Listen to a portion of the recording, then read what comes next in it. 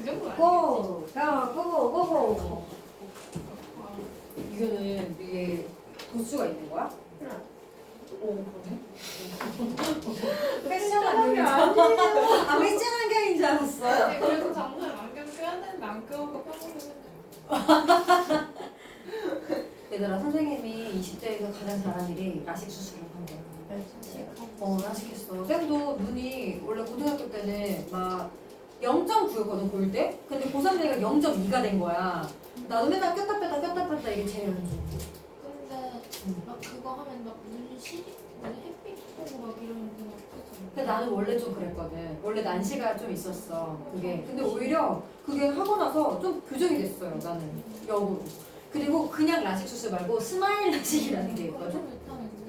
그거 제가 쌤 후기를 말해줘요. 그게 좀 비쌌어. 일반 라식이 거의 2배인 거야. 근데 그걸 할 수밖에 없었던 게 쌤은 수업하는 사람이니까 수업을 못 쉬잖아. 나 선글라스 끼고 수업했거든. 그래서 그 라식 수술 한 달.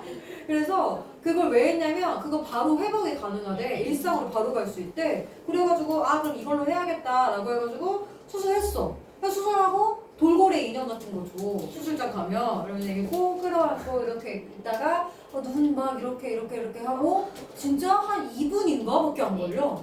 진짜로. 그 나는 뭐가 무서웠냐면 내가 혹시나 눈을 깜빡일까봐. 여러분. 그게 깜빡이면 안 돼. 깜빡이면 안 되지. 그게 기계가 막 이렇게 다니는데. 그래서 나는 내가 눈을 깜빡일까봐 너무 걱정되는 거야. 그런 일은 없어요, 여러분. 왜요? 왜냐면 그게 난 무슨 원리인지 모르겠는데 기계가 딱 이걸 잡고 있어, 여러분. 그래가지고 눈을 감을래야 감을 수가 없어.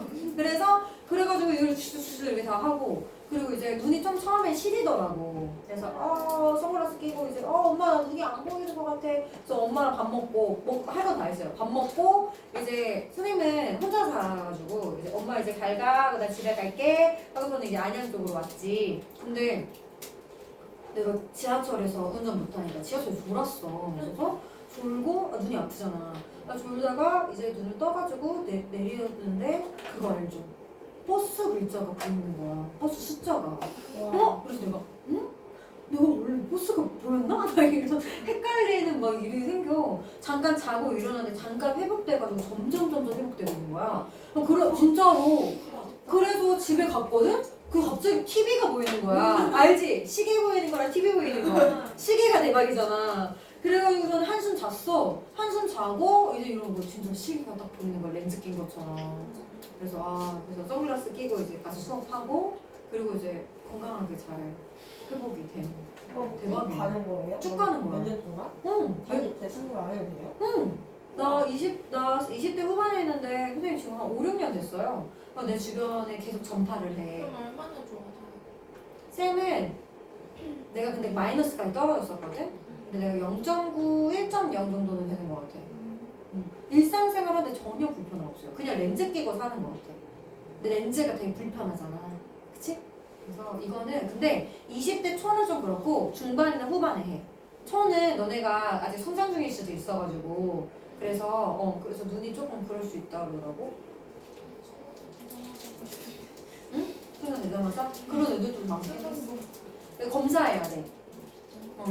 왜 내가 그 라식에 적합한 눈인가, 내가 모르는 눈질환은 없나. 꼭 선생님은 영등포에 김안과 병원이라고 그 안과 엄청 큰 데 있거든요. 근데 나는 혹시나 그 알잖아. 앤들이 맨날 얘기하는 만약에 내가 눈이 잘 문제가 생기면 그러면은 바로 가야 될 거 아니야. 그 눈 관련된 병원으로. 그러니까 거기서 했어요. 근데 눈이 너무 작으면 라식 못하는데요. 에? 진짜? 기계가 잘 안 들어가요. 기계를 조지는 거 제가 봤어요. 그래서 너무 슬퍼했다. 우리 의사 선생님이 말하는 걸 봤어요. 너무 작아도 이게 벌려도 안 들어가니까. 어머. 어이구. 너네 다 할 수 있어, 얘들아. 너네 다 걱정하지 마. 야, 너 왜 아니야. 그 정도는 아니야. 벌리면 돼. 누구한테 하는 얘기예요? 얘가 하는 얘기예요? 이거 잘이 안 되면. 아 내가 돼, 예시 사진을 봤어. 돼. 내가 예시 사진을 봤어. 진짜 막 파묻힌 기분은 사람. TV였어. 야, 선생님 안 그래도 눈 진짜 작거든요? 거의 선생님 눈의 절반인데 했어. 괜찮아. 할수 있어. 진짜 감은 것 같은 사람. 잠든 깼죠? 자, 이제 1문단 들어갈게요. 이제 적겠으니까 봅시다.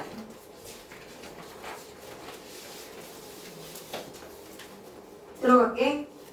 인간은 이 세상에서 정신과 물질을 동시에 지닌 유일한 존재로 여겨진다. 쌤이 준 거 얘들아 이렇게 펴놔야 돼.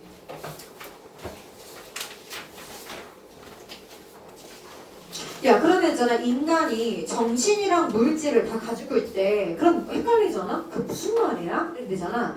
정신은요, 우리의 영혼이라고 보통 철학에서 얘기를 하고, 물질은 육체를 가지고 이야기를 합니다. 그럼 인간이라는 애는 정신과 이 물질을 동시에 지닌 유일한 존재로 여겨지더라. 그럼 정신은 과연 물질인 곧 육체잖아. 그죠? 내가 방금 얘기했었던 물질이 육체다라는 걸 전제하고 있는 거예요. 그러면 정신은 이런 육체와 별도로 존재하는 것이냐?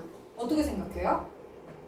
어떤 사람들은 걔네는 같이 별도로 존재하는 게 아니에요 라고 볼 거고, 누구는 존재하는 거예요 라고 보겠지. 그게 이원론 동일론이야. 자, 컴퓨터와 같은 완전히 물리적인 세계는 정신이 있어요 없어요? 없다고 우리가 느끼잖아. 그럼 얘네들은요, 정신을 가질 수가 없는 것인가? 오래전부터 정신을 비물리적인 대상으로 간주하는 사람이 많았고, 지금도 크게 다르지는 않다. 이렇게 육체는 원자로 이루어져 있으며 화학적 조성을 띠지만, 정신이라는 것은 우리가 비물리적인 대상이라고 주장하는 것이 이원론이다. 쌤은 어떻게 생각하냐면 여러분, 여기에 육체는 원자로 이루어져 있으며 화학적 조성을 띈다라고 이야기를 한 걸 물리적이라고 해석을 해도 괜찮다고 봐요. 왜냐면 정신이 비물리적 대상이라고 얘기를 했기 때문에.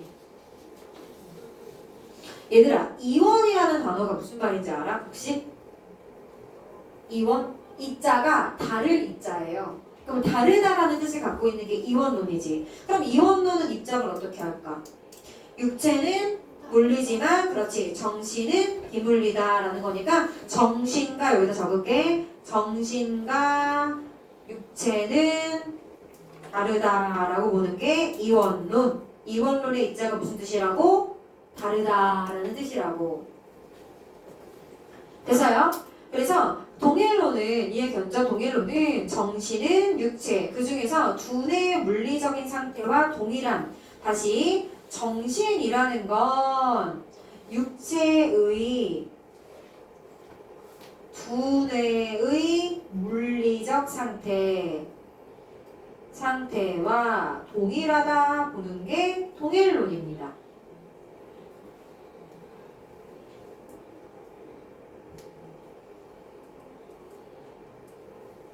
그래서 육체와 독립돼서 존재하지 않는다고 주장하는 게 바로 동일론 입장이라는 거야. 왜 괜찮아요? 이원론, 동일론? 근데 얘들아, 무엇인가가, 여기서부터 니네가 막 뿅뿅거려. 막 무엇인가가 독립되어 존재하지 않는다라는 걸 증명하기 위해서 모든 것이 독립적으로 존재할 모든 가능성을 들여다보며 여기도 없군, 저기도 없네 하면 철저히 점검할 필요는 없대. 그러니까 우리가 입장이 다를 수 있잖아요. 얘는 정신이랑 육체랑 일치하지 않아요 라는 것과, 그리고 얘는 일치해요 라는 거잖아. 근데 사실은 우리가 눈에 보이지 않는 수상적인 것을 증명을 할 때, 근데 그것에 대해서 이것도 아니고 저것도 아니네 하면서 철저하게 모든 가능성을 들여다볼 필요는 없고, 어떻게 한다는 거냐면 다만 그것이 존재한다고 말하는 주장들을 한강 칠게요. 존재한다고 말하는 주장들을 조목조목 반박해 나가면 된다라는 거야. 그런 식으로 동일론은 이원론을 비판한다. 뭔 소리예요? 자, 동일론 입장에서는 이게 우리가 두 개가 일치하는 물리적 상황을 말하는 거잖아. 그치? 그래서 이거를 설명할 때 자기가 눈에 보이지 않는 것을 일치한다라고 이야기를 하는 게 어려우니까 이미 이원론은 일치하지 않는다라는 입장을 하겠다라는 거 아니야. 그래서 이원론이 한 이야기에 대해서 나는 여기서 그냥 반박만 하면 가겠다 라는 겁니다. 됐나요? 세계준 자료 정리하세요.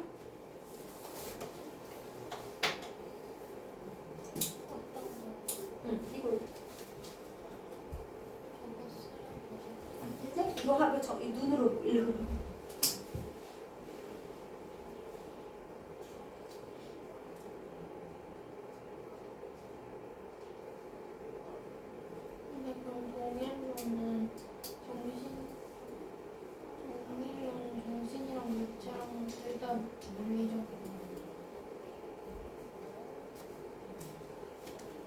다 물리적이라 그런 거는 조금 일반화를 시킨 거고 다르진 않다. 다른 건 아니고 그러니까 육체에 우리 여기 뇌가 있잖아. 이 뇌에 물리적인 거랑 연결이 될 수 있다. 같은 거라고 그 안에서 정신을 설명할 수 있다고 본 것 같아.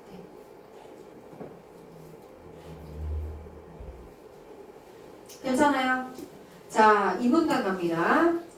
원자나 X선은 눈으로 볼 수 없지만 그렇죠 여러분들 눈으로 볼 수 없는 비물리적인 걸 말하네. 그것을 가정함으로써 다양한 현상들을 가장 잘 설명할 수 있다라고 얘기하네. 그러면 이원론자는 정신도 눈에 보이지는 않지만 그것을 가정해야만 설명할 수 있는 특성들이 있다고 주장한다. 천천히 갈게요. 자, 다시 이원론자는 어떻게 보는 사람이야?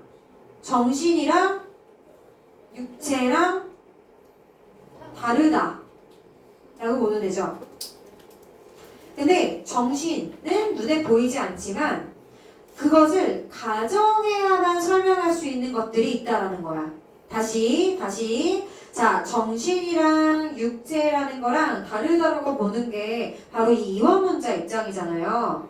그죠? 근데 이런 게 이 사람이 얘기하는 거는 두 개는 달라. 그리고 정신도 눈에 보이는 거는 아니잖아. 그치? 근데 눈에 보이지는 않지만 그게 꼭 보이는 것처럼 우리에게 느껴지는 것처럼 가정해야지만 설명할 수 있는 것들이 있다라는 거야. 그래서 라이프니츠는 만일 X랑 Y가 있어요. 그래서 두 개가 동일하다라면 이들이 똑같은 특성을 여기랑 같은 특성을 가질 것이다 라는 걸 동일자 식별 불가능성의 원리라고 이야기를 하는데 어떠한 물리적인 대상도 갖지 못할 특성을 정신이 갖는다라면 그러면 이 원리에 따라서 정신은 물리적 대상과는 다르다라는 거야. 다시 봐봐. 우리가 X랑 지금 Y가 있는데 그게 동일하고 얘네 둘이 같으면 특성도 동일한 거고 이렇게 가정을 하는 거잖아요. 근데 만약에 X가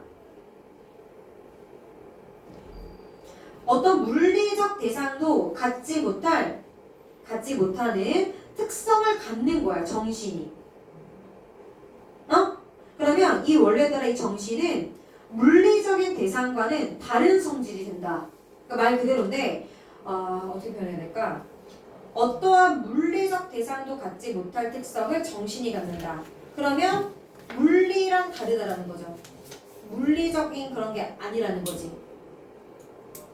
물리적 특성이 아니라는 거지. 그러면은 이 동일자 식별 불가능성의 원리에 따라 정신이라는 거는 물리적인 대상과는 다르다. 똑같은 말 하는 거예요. 물리적 대상도 갖지 못한 특성이니까 물리적 대상과 다르다는 얘기야. 됐어? 이 문단 정리해보세요. 그러면 원자나 X선은 뭐예요? 눈으로 볼 수 없는 거. 근데 점점 근데 존재할 수 있는 거, 설명할 수 있는 거. 쌤이 이게 물질적이라고 하시는 물질적? 물리적이라고 하셨어요. 물리 네 물리 인데 눈에 안 보이는 물리 그러니까 물리적인 그 요소들인데 존재한다고 확실하게 말할 수 있는 예시라는 거죠. 틀린 말은 아니에요. 가능한 설명. 눈에 뭔 말인지 알겠다. 근데 소영님도 막 말하는 거 물질이랑 물리랑 이런 거 있잖아요. 말 비슷한 거. 헷갈려가지고 잤는데 이건 다 물질. 물질적이라서 물질적이라고 헷갈리셨나 보다. 하셨다가 애들이 그래서 그러니까 쌤 자, 쌤이 준 거 봐봐, 얘들아. 그러니까 이원론 입장인 거야. 이원론 입장에서는 동일자 식별 불가능성 원리를 활용이라고 초록색깔로 적어놓은 거 보이죠? 그러니까 우리가 눈으로 볼 수 없는 X선이나 원자가 있잖아. 원자가 눈에 보여? 대단한 사람이에요, 여러분들. 근데 그것을 봐봐. 그걸 보이는 걸로 가정을 하는 거지. 안 보이는 건데 보인다라고 이제 물리적이라고 가정을 해서 다양한 설명을 하겠다라는 거야. 그러면 이원론자 입장에서는 두 개가 다른 거잖아. 그래서 정신은 눈에 안 보이는데 가정해야만 하는 설명 가능한 특성이 있다라는 겁니다. 괜찮아요, 이 설명? 그래서 라이프니츠는 뭐래? 만약에 x는 y다 쌤 읽고 있어요, 맞지? 이들은 똑같은 특성을 갖는다라고 하면 동일자 똑같은 애를 식별 불가능성 원리, 식별 불가능하다는 원리로 얘기를 하는데 정신이 물리적인 대상이 갖지 못할 특성을 얘가 갖고 있다라면 정신이라는 애는 물리적인 대상과 다르기는 한데 그치? 아까 위에 얘기했었던 것처럼 눈에 보이지 않는 것을 가정에서 뭐 설명을 하겠다. 그러니까 이거랑 연결되는 거지 지금 개념이. 어려워요. 근데 x랑 y가 똑같다고 하면은 똑같은 것 중에 뭐가 x고 y인지 식별이 안 돼서 동일자 식별 그 얘기한 거잖아요. 근데 밑에서 정신이랑 물리적 대상이 다르다는 얘기라. 그러니까 그런 물리적인 특성을 갖지 못하는 특성을 얘가 갖는다라고 해서 물리적인 게 되는 건 아닌 거지.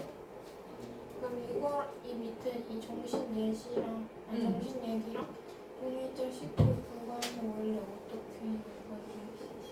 얘는 둘은 상관없는. 그냥 그대로만 받아들이면 돼 이거는.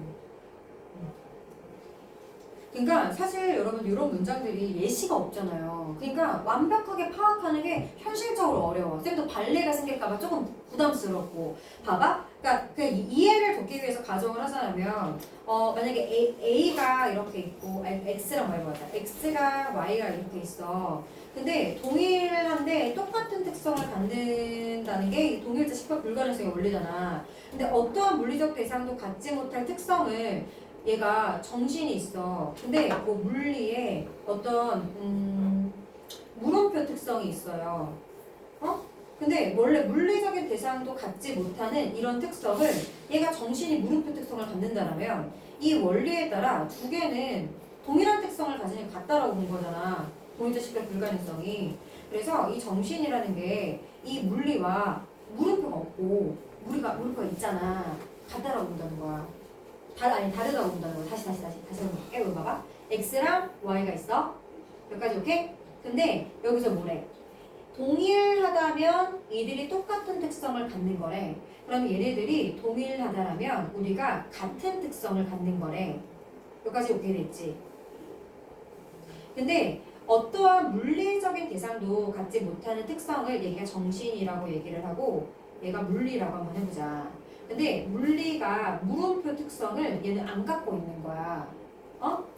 근데 얘가 정신이 물음표 특성을 가지고 있는 거지. 이해돼? 그럼 이 원리는 동일한 애들은 같은 특성을 갖는다는 거잖아. 그렇게 되는 건데 얘는 얘가 없고 얘는 얘가 있잖아요. 그러면 이 원리에 따라서 두 개는 같고 같은 특성이기는 하지만 이 정신이라는 애는 이 물음표를 가지고 있는 애고 얘는 안 가지는 애기 때문에 이 물리적 대상과는 다르기는 하다라는 거야. 그럼 같은 특성을 가져야 동일한 건데 쟤는 특성이 다르니까 말도 어려워요. 동일자 식별 불가능성 원리에 따라서는 원래 같은 특성을 갖는 거라고 돼야 되는 거지만 여기서는 이제 얘가 물음표 특성은 없고 얘만 정신만 물음표 특성을 갖기 때문에 우리가 이 원리에 따라서 정신은 물리적 대상과는 다르다라고 보겠다라는 거지. 그럼 라이프니츠는 이원론자? 그렇지. 되나요? 어렵죠. 어려워. 선생님도 지금 내가 X, Y랑 물음표 상식으로 설명한 게 뭔가 나도 과학자는 아니잖아. 그래서 특정 뭐 발레를 갖거나 이런 게 있을 수도 있다 생각은 하는데 어쨌든 이것만 이해하자면 이렇게 볼 수 있을 것 같아요. 자, 그러면 일단 여러분 A 문제로 한번 가볼까? 눈에 보이지 않지만 그것을 가정해야 설명할 수 있는 특성들. 그게 여기 봐봐. 여기 색깔 한번 내가 표시해볼게. 눈에 보이진 않지만 그걸 가정해서 설명할 수 있는 특성이 여기서 원자나 X선이죠. 그치? 네, 같은 말이지?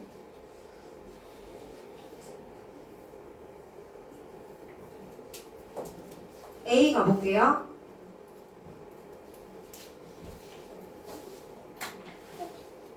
너네 어휘 문제가 이렇게 말로 풀어진 거 많이 본 적 있어?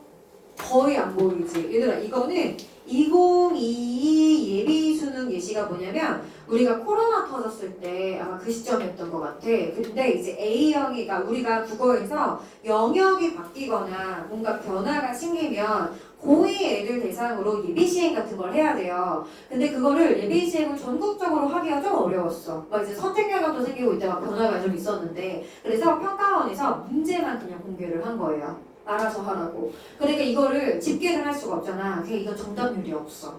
이거는. 그래서 동일자 식별 불가능성은 이거는 선생님 개인적으로는 엄청 오답이 많았을 거라고 생각을 해요. 얘는. 그래서 거의 다 문제 다 50에서 70 사이지 않을까라고 생각을 합니다. 근데 그렇게 평가원에서 보여주는 그 문제에 이런 유형이 나온 거야. 어휘 사전적 문제가 아니잖아. 얘들아 원점 X선과 유사한 특성이 있다는 말이 맞는 건 내가 아까 형광펜으로 묶어준 거 봐봐. 그게 고비 설명이 있잖아. 그치? 그러니까 거기에 완전 관련된 예시가 이 추상적인 문장이 보편적인 문장화된 거를 너네가 이해를 할 수 있냐. 다시 말해서 이 파란 색깔 형광펜으로 한 이 원자나 X선이 얘를 설명하는 예시라는 거 너네 아냐? 라는 걸 흐름으로 물어보는 겁니다. 괜찮죠? 3문단 가볼게요. 대표적인 이원론자인 데카르트는 그런 특성으로 언어와 수학적 추론을 제시한대. 천천히 갈게. 데카르트는 완전히 물리적인 체계가 사람처럼 언어를 사용하거나 수학처럼 추론을 해낼 수는 없으리라고 보았다. 데카르트는 아마 컴퓨터나 기술이 발전된 시대에서 살지 않았기 때문에 그러니까 이해를 돕자면 예를 들어서 컴퓨터 같은 것들 있잖아. 이런 컴퓨터 애들은요 사람처럼 언어를 사용하거나 수학적 추론을 해낼 수 없으리라고 데카르트는 생각을 한 거야. 응?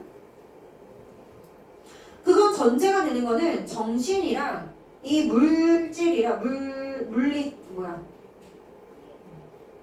물질이랑 다르기 때문에 그런 거죠. 그치? 그러나 이런 주장은 그 힘이 처음 생각했던 것보다 약하다. 왜? 우리가 사는 세상에서 컴퓨터 언어를 여러분 우리가 C 언어라고 불러요. 컴퓨터 언어라고 해서. 그러니까 컴퓨터 언어 쓰잖아.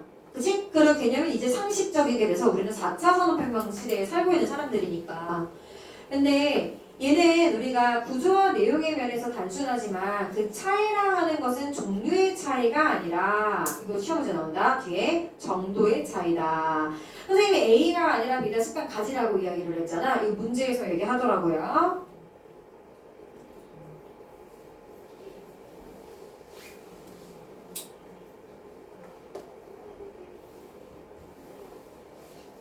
괜찮아? 여기까지? 한편 데카르트의 저술이 나타난 이래로 수세기 동안 여러 학자들은 수학적 추론의 일반의 원리들을 그럭저럭 이럭저럭 찾아낼 수 있게 되었고 컴퓨터 기술자들은 어떻게 했어? 그 수학적 추론의 원리를 바탕으로 우리가 그걸 기계를 만들어내게 됐다라는 거야. 그래서 독립적인 정신이 봐봐 이거 되게 중요해요 여러분들. 정신이라는 게 정신을 가정하지 않았잖아. 그치? 가정하지 않았는데도 우리가 언어와 수학적 추론이 가능하다라는 얘기는 누구의 생각을 뒤집어 놓은 거야? 데카르트의 생각을 뒤집어 놓은 거예요. 왜? 데카르트는 정신과 물질은 다르다며. 그래서 우리가 컴퓨터 같은 애들은 사람처럼 언어나 수학적 추론 능력은 불가능한 거라며. 그냥 걔는 완전히 그냥 물질이니까 정신이 없잖아 걔는. 그렇게 생각을 했었는데 사람들이 그런 원리 추론을 바탕으로 기계를 만들어냈고 그래서 독립적인 정신을 가정하지 않아도 그래도 얘가 언어적인 수학적 추론이 된다는 거는 데카르트가 처음에 가정했었던 것을 다 뒤집어 놓은 거라고. 이와 같이 더 복잡한 것을 끌어들이지 않고 뭔가를 충분히 설명할 수 있다면 봐봐 여기 봐봐 이것도 추상적인 더 복잡한 걸 끌어들이지 않고 뭔가를 충분히 설명할 수 있다면 그거 가지고 오지 말라는 게 단순성 원리라는 거야.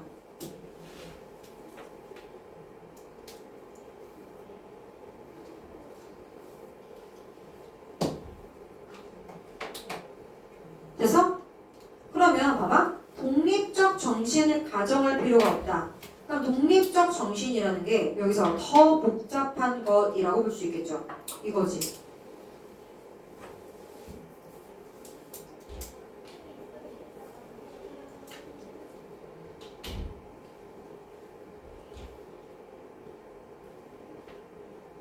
A 문제를 풀 건데 일단 문단 정리하세요, 여러분들.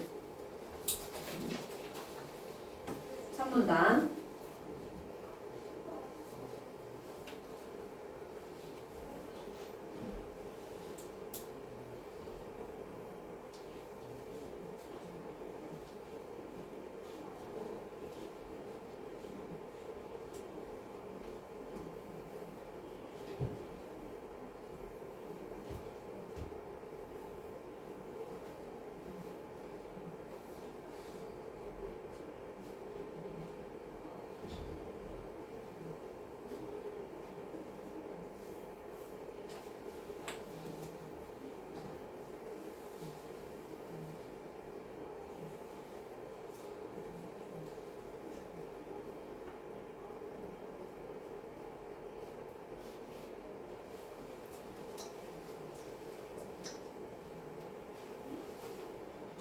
야, 그러면 여기서 더 복잡한 거 가지고 오지 말고 뭔가 충분하게 설명할 수 있으면 그냥 끌어내리지 말고 단순하게 가라라는 건 누구 관점이야? 동일론자 관점이겠죠. 아까 시작할 때 동일론이 의원론을 깔 때 뭔가를 만들기보다는 어쨌든 그 이원론자가 얘기를 하는 것을 여기 있잖아, 나왔잖아. 얘가 존재하자고 말하는 주장들을 조목조목 건박해 나가면 된다라고 얘기를 했잖아. 그래서 이 존재한다고 말하는 이야기가 바로 데카르트가 한 예시들이겠죠. 데카르트가 얘기한, 그러니까 우리가 물리적인 컴퓨터 같은 것들은 얘는 우리가 언어라던가 수학적인 추론 같은 건 얘는 안 되는 애들이다. 그치? 그러니까 이 물질과 정신이 따로 있기 때문에 이건 안 되는 거다라고 보는 게 이원론자의 데카르트 입장인 거잖아요, 여러분. 그래서 얘가 이원론이 얘기하는 그 주장들을 조목조목 동일론은 반박만 하면 된다라고 이야기를 했으니까 지금 얘가 데카르트가 계속 얘기를 한 거 아니야, 여기서. 그죠? 그거에 대해서 얘가 깐 거예요. 단수성의 원리는 동일론자들이 이야기를 하는 거야. 그래서 쭉 흐름이 기계 만들어가지고 야 정신 가져가지 않아도 수학처럼 되던데? 라고 이야기를 하고 더 복잡한 거를 끌어들이지 않고 그리고 그냥 우리 있는 그대로 독립적인 정신을 가정할 필요 없어 라고 보는 얘가 동일론인 거죠, 여러분들. 괜찮아요? 정리를 하자면 동일자 식별 불가능성의 원리는 이원론에서 나온 거야. 그리고 단순성의 원리는 어디서 나온 거지? 동일론에서 나온 거야. 두 개가 지금 다릅니다, 여러분. 오케이? A 문제 풀어도 돼요? 얘들아? 풀어보자.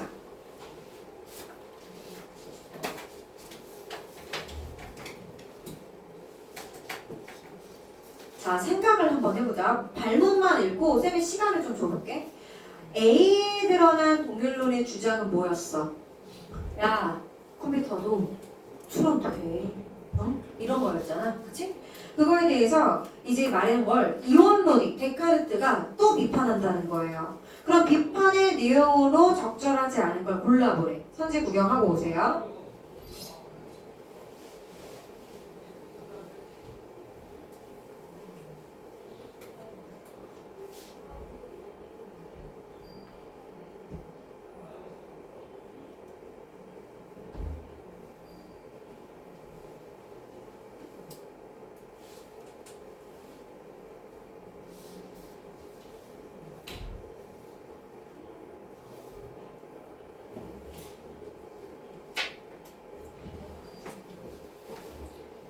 얘들아, 우리가 말해보자. 그 동일론자가 컴퓨터가 C언어 할 수 있어 라고 얘기를 하잖아. 그러면 데카르트 입장에서 뭐라고 얘기해야 돼? 야, 내가 얘기하는 거는 그 C언어랑 사람이 얘기하는 언어 아니야.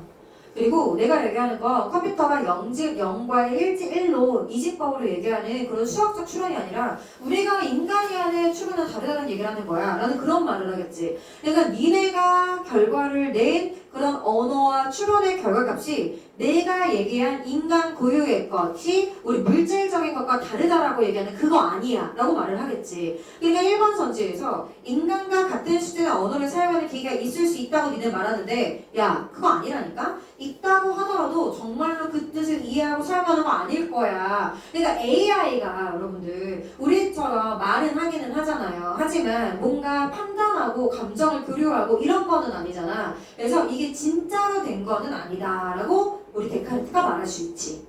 그 다음에 이번에 인간과 같은 수준의 언어를 사용하는 기계가 있을 수 있긴 하지만 있다고 하더라도 행동을 모방 정도만 하는 거지 진짜 걔가 인간들처럼 사랑과 두려움과 같은 감성적인 측면을 가진 존재는 아니라고 이야기를 하는 거예요.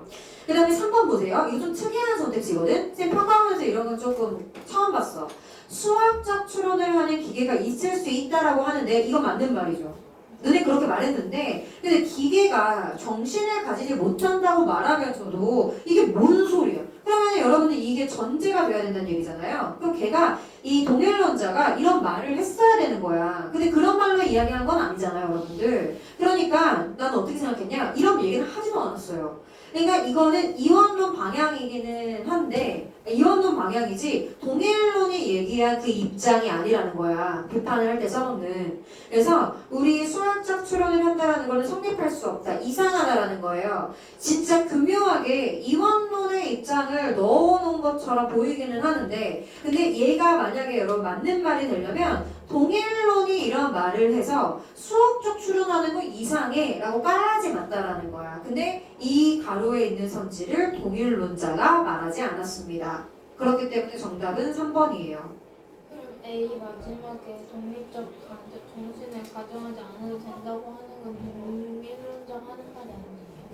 응? 아니 이거 동일론자가 얘기하는 거 맞아. 근데 저게 정신이 없어도 수학적 추론할 수 있다는데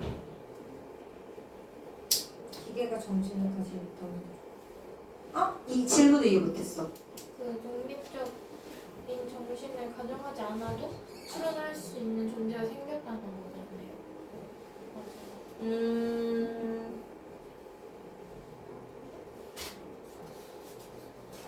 독립적인 거랑 저게 무슨 상관이지? 그러니까 정신이 없어도 수학이나 언어적 추론을 가능할 수 있다는 게 데카르트의 주장을 뒤집으는 거 아니에요? 맞아. 근데 여기서 정신이 없다고 정신을 가지지 못한다고 말한 거라고 봐도 되는 거 아니에요? 저 가로친 부분이 여기랑 똑같다고. 그러면은 왜 틀려? 두 번에?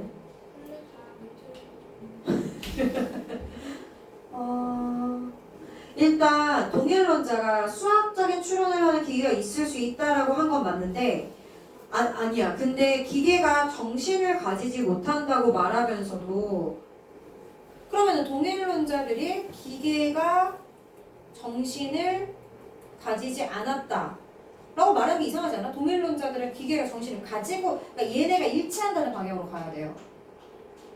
이게 기계가 정신을 가지지 못한다고 말하는 거는 이원론 방향이잖아. 얘는 다현이가 생각하는 이 독립적인 정신을 가정할 필요가 있다라는 건 여기 더 복잡한 걸 끌어들이지 말고 하는 그 더 복잡한 거를 독립이라는 말로 표현을 한 거지 그게 정신과 그 물질을 가지고서 이야기하는 그 개념이 아니야. 이게 전체적으로 예시가 안 나오고 말을 포괄적으로만 사용해서 헷갈릴 수 있는 것 같거든? 그러니까 여기에 있는 독립적인 정신이라는 말은 요거를 가지고 끌어갖고 온 거지. 그치? 이거는 그냥 생각해봐봐. 기계가 정신을 가지지 못한다고 말하는 건 누구 입장이야? 누구 입장이야? 네? 누구 입장이야? 이원론이랑 동일론이야. 이원론이잖아. 그치? 그러면 이게 동일론 입장이잖아요. 아니, 이원론 입장이잖아요. 근데 얘가 동일론이 입장이 돼야 3번이 맞는 거야. 그래야 반박할 수가 있는 거잖아.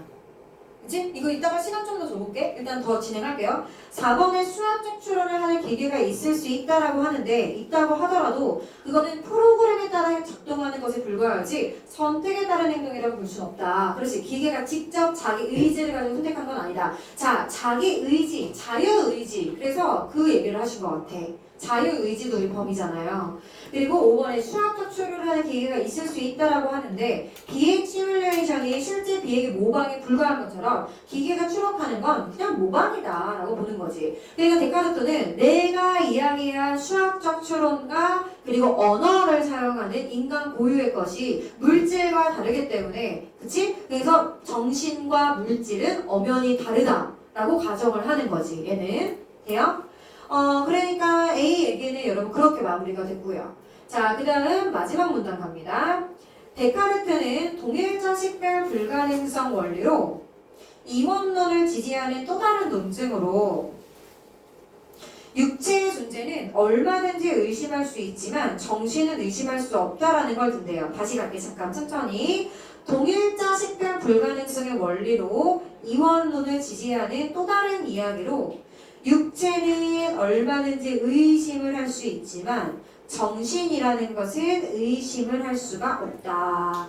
의심을 하려면 내 정신이 뚜렷하게 존재해야 된다는 건데 그거는 우리가 육체는 뚜렷하게 이렇게 눈에 보여서 존재한다라는 걸 가정하는 거죠. 그렇다면 육체와 정신 중 하나는 의심이 가능하다라는 특성을 갖지만 다른 하나는 갖지 않으므로 이 둘은 동일하지 않다는 게 아까 X, Y로 얘기했었던 물음표 특성 있죠. 그럼 그 물음표 특성을 여기서는 의심이라고 부르는 거지. 내가 아까 물음표로 얘기했던 거 기억나? 그치? 의심 가능한지 않은지. 그렇지. 그는 가능한지 아는지 그걸로 그대로 설명한 거야. 여러분들 똑같은 말 한 거야.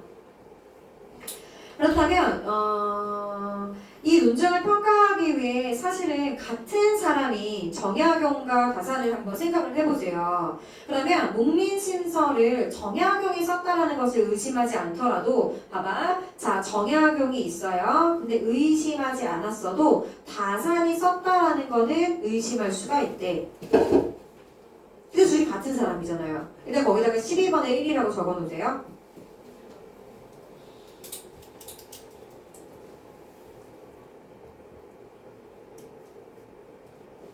다산이 썼어도 쓰지 않았다라고 의심을 하는 것은 논리적으로 모순된 것이 아니기 때문이다. 그렇다고 해서 정약용과 다산이 동일한 존재가 아닌 건 아니죠. 같은 사람이니까. 그치? 동일자 식별 불가능성의 원리는 식별하는 데 사용되는 특성이 근데 여기 잠깐 봐봐. 의심이나 생각 같은 것을 포함한 경우에는 적용되지 않는다라고 얘기를 했어. 여기다가 14번이라고 일단 적어보세요. 야, 의심이랑 생각은 동일자 식별 불가능성의 원리에서 적용되지 않는 거래. 이해했지? 여기까지. 14번 갑니다. 여기 봐. 나에서 동일자 식별의 불가능성 원리에 따라 동일한 대상은 아니겠군. 아예 적용을 안 하는 거예요, 여러분들. 그 선지 여기 봐. 14번에 여기가 생각이랑 나왔잖아. 방금 의심이랑 생각에 대해서 이야기를 했잖아. 그치? 그거 포함 안 하는 거라며.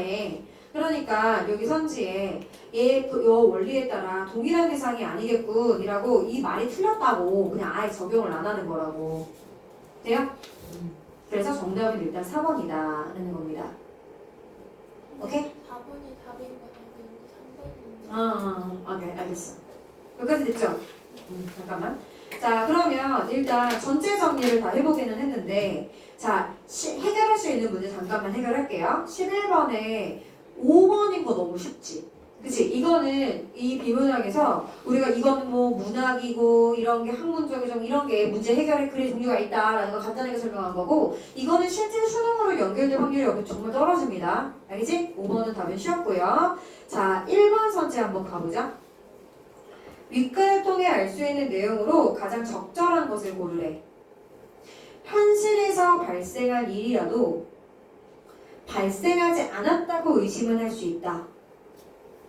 쌤은 정약용의 예시를 그냥 보편 포괄적 문장으로 바꿨다고 생각을 했거든요. 그러니까 우리가 아까 그 정약용 문민심서 얘기할 때 보면 다산이랑 정약용 얘기를 하면서 우리가 여기 잠깐만 봐봐. 여기 설명 나왔을 때 여기서 이 생각을 해봤을 때 의심하지 않더라도 정약용이 썼다라는 걸 의심하지 않더라도 다산이 썼다라는 건 의심할 수 있다라고 이야기를 했잖아. 그치? 그래서 요 말을 가지고 요렇게 바꾼 거예요. 의심이라는 말을 현실 발생한 일이랑 발생하지 않았다라는 것을 좀 응용을 한 거지. 예시를 넓은 문장으로 바꾼 겁니다. 그 다음에 이원호는 완전히 물리적인 체계에도 정신이 독립적이 있다고 본다. 정신이 없다라고 봐야겠죠. 이원호니까. 원자나 X선은 눈에 보이지 않는다는 점에서 물리적 대상이 아니라 물리적인 대상이기는 한 거지. 그 다음에 이거 이상해요. 3번 선지는 라이프니츠는 물리적 대상이 정신과 똑같은 특성을 갖더라도 그 둘은 동일하다고 보는 거지. 데카르트는 언어를 사용하거나 수학적 추론을 할 수 있는 기계가 출현하리라고 예상했다. 여러분 얘는 예상도 못했잖아요. 데카르트는. 그러니까 이거는 인간만 가능한 거고, 그리고 아까 여기서처럼 이런 그 발레를 들 수 있는 거고, 그치? 그 다음에 13번 기억에 대한 동일론자의 대답으로 적절한 것은 컴퓨터 정신 가질 수 있냐 이런 얘기인가 봐. 어디 나와요?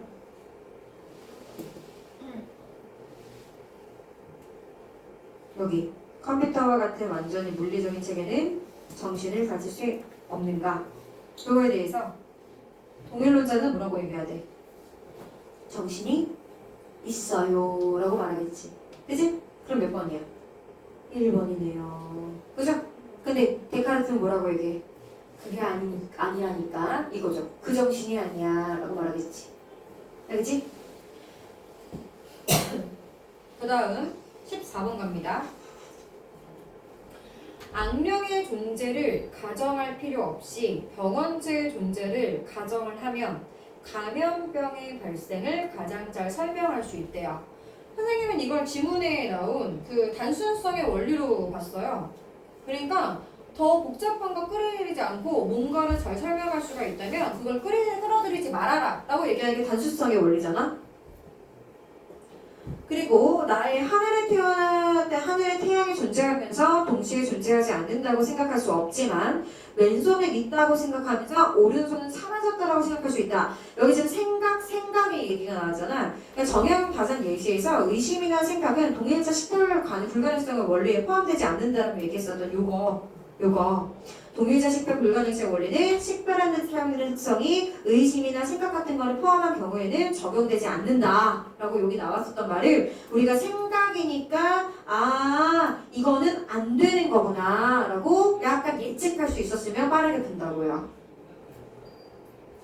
1번에 가에서 단순성의 원리는요, 뭔가가 충분히 설명이 가능하면 그걸 끌어들이지 말라고 얘기를 했었던 거야. 그러니까 악령을 끌어들일 필요가 없다라고 이야기를 한 거죠.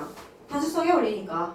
그 다음에 2번에 나 이거 되게 잘냈다고 생각했는데, 가에서 악령이 존재한다는 주장을 반박하기 위해서 악령이 존재할 모든 가능성을 다 들여다 필요는 없지. 그치? 그냥 우리가 그 존재가 아니라는 것만 입증을 하면 되잖아요. 그러니까 이 1분단에 나왔었던 얘기를 여기다가 잘 적용해가지고서는 추론을 한 거야. 그 다음에 3번에 가에서 병원체의 존재가 감염병을 가장 잘 설명해주기 때문에 병원체가 존재한다고 판단을 한 것은 이거는 그 단순성의 원리의 이야기가 있죠. 우리가 더 복잡한 것을 끌어들이지 말고 뭔가 충분히 설명할 수가 있다라면 그거를 끌어들이지 말아라 라고 얘기한 게 그래서 독립적인 정신을 가정할 필요가 없다라고 한 거잖아요. 그러니까 병원체의 존재가 감염병을 가장 잘 설명해주기 때문에 라고 이야기를 한 게 바로 이 1번 선지에 나왔었던 단순성의 원리로 적용을 할 수 있는 예시거지. 5번에 나에서 생각의 가능성의 차이가 있는 까닭은 논리적으로 모순인 것과 아닌 것의 차이 때문이다. 논리적인 모순이 없으면 의심이 불가능하다고 이야기를 했기 때문에 5번은 맞는 말입니다. 오케이? 이게요, 여러분들. 이렇게 하면 이제 어휘를 우리가 지금 읽으면서 많이 못 풀었는데 잠깐만 가자. 어휘. B 장면 뭐였냐면 컴퓨터 기술자들은 그런 원리를 바탕으로 해서 데카르트를 깜짝 놀라게 한 충분히 가능한 기계를 만들어낸 거잖아. 너는 완전히 물리적인 체계를 만들었다라고 볼 수가 있겠지. 그치? 그리고 C부분의 화학적 이야기. 데카르트는 이 의원론을 지지하는 걸로 의심할 수 있지만 정신을 의심할 수 없고, 그럼 뚜렷하게 존재해야 된다. 의심하려면 뚜렷하게 존재해야 된다. 화학적으로 존재하는 게 아니라 뭔가 화학이랑 오히려 정반대말이 나와야죠. 그치? 그래서 어쨌든 요 말은 아니지. 적절한 말로 바꾸기는 조금 어렵기는 하지만. 그리고 D 같은 경우에 우리가 그들은 육체와 정신 중 하나는 의심이 가능하다는 특성을 갖지만 다른 하나는 갖지 않으므로 그 둘은 동일하지 않다라는 결론이 나온다. 물음표 특성이 하나는 살아있고 하나는 살아남아있지 않기 때문에 일치는 아니다. 그 얘기인 거죠, 여러분들. 그러니까 똑같은 특성을 지니지 않는다는 말이 맞는 거지. 그 다음에 마지막 2를 보시면 우리가 그렇다고 정유근과 다산이 동일한 존재가 아니다라고 이야기를 하는 것은 5번은 독립적인 존재라는 거죠. 근데 그런 게 아니다. 왜냐면 같은 사람이니까 이라는 거지. 내가 생각했을 때 나는 5번이 진짜 헷갈릴 수 있다라고 생각하거든. 왜냐면 아닌 것은 아니다라고 해서 우리가 같은 사람이다라고 이해를 하는데 여기까지만 밑줄을 해놨어요. 그죠? 그러면 동일한 존재, 독립적인 존재가 아니다라는 게 같은 사람이라고 해석이 되기 때문에 여기까지만 밑줄을 해놔서 헷갈리는 거야. 만약 문제를 풀 때. 이해돼요? 그래서 쌤이 어휘를 너네한테 처음에 가르쳐 줄 때 읽으면서 풀라고 이야기를 했잖아, 내가. 나는 이 문제 때문에 그렇게 설명을 하는 거예요. 어떤 선생님은 어휘는 그냥 시간 마지막에 답지 마킹 하면서 그냥 해결해도 돼 라고 말하시는 선생님이 있을 수도 있어. 맨날 문제 풀기 전에 더러워지니까 우리 먼저 풀어. 근데 그렇게 옛날에는 그게 됐거든요. 그러니까 선생님도 그렇게 그 공부를 한 세대야. 근데 이런 문제 그럼 어떻게 할 거야? 이거는 이거 맥락으로 읽어야 되는 건데 이런 어휘, 그치? 그래서 혹시나 하는 가능성 때문에 우리 수능이 어떻게 될지 모르잖아. 이거 평가원에서 만든 거고, 그래서 나는 그렇게 설명을 한 겁니다. 알겠지? 자, 여러분 정말 어렵거든요, 이거. 근데 봐봐. 쌤이 이거는 우리가 나중에 시험범위 정해지고 막 이러면 한 번 다시 설명을 할 거야. 얘는 너무 중요하고 우리가 다 했기 때문에 너네 학교에서 얘기한 것처럼 막 유물론 뭐 이런 얘기랑 같이 결합해서 할 만한 요소가 많아요. 근데 쌤이 그걸 정리하기 전에 너네 스스로가 뭔가 정리가 돼야 돼.